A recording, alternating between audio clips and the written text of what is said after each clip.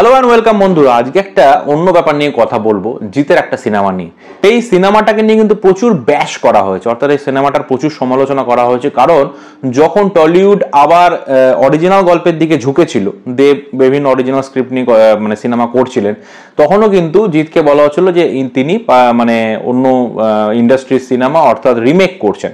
ঠিক আছে, এবার সেই সিনেমার মধ্যে একটা সিনেমা ছিল বাজি, যেটা 2021 অক্টোবরে রিলিজ হয়েছিল। কারণ 2020-তে কোভিড ছিল, অ্যাকচুয়ালি এটা 20-তে রিলিজ করার কথা ছিল, 20 ঈদে, কিন্তু সেটা মুক্তি পায়নি। 2021-এর পুজোয় সেটা মুক্তি পেয়েছিল এবং বক্স অফিসে কিন্তু সেরকম সাকসেসফুল হয়নি। এটা কিন্তু বিভিন্ন বক্স অফিস অ্যানালাইজার্স বা বিভিন্ন পেজের বক্তব্য, খুব একটা সফল হয়নি। সত্যি আমরাও জানি খুব বেশি আহামরি এটা সাফল্য পায়নি, কিন্তু আপনারা জানলে অবাক হবেন যে এই সিনেমাটা কিন্তু একটা বড় মাইলস্টোন পার করেছিল। কি মাইলস্টোন সেটা?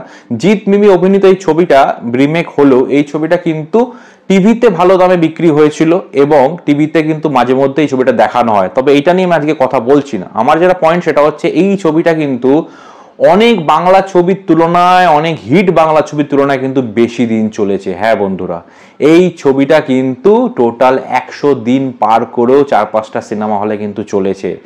বাজি যদি এতই খারাপ সিনেমা হতো বা এতই যদি মানে লস করার মতো সিনেমা হতো, তাহলে কি 100 দিন পরে সিনেমাটা চলতো এতগুলো হলে? 4-5টা 100 দিন পরে 4-5টা হল মানে এতগুলো হলই চলতো কি?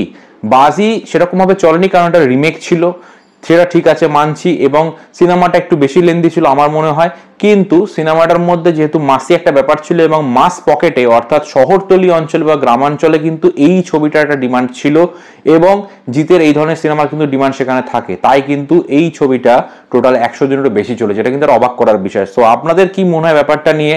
বাজি সিনেমাটা কিনে 100 দিন কি চলতে পারে একটা ছবি যদি এতই খারাপ হয়? সেটা অবশ্যই কমেন্ট করে জানাতে ভুলবেন না। ভিডিওটি ভালো লাগলে চ্যানেলটি সাবস্ক্রাইব করে পাশে থাকবেন। দেখা হবে নেক্সট ভিডিওতে। বাই।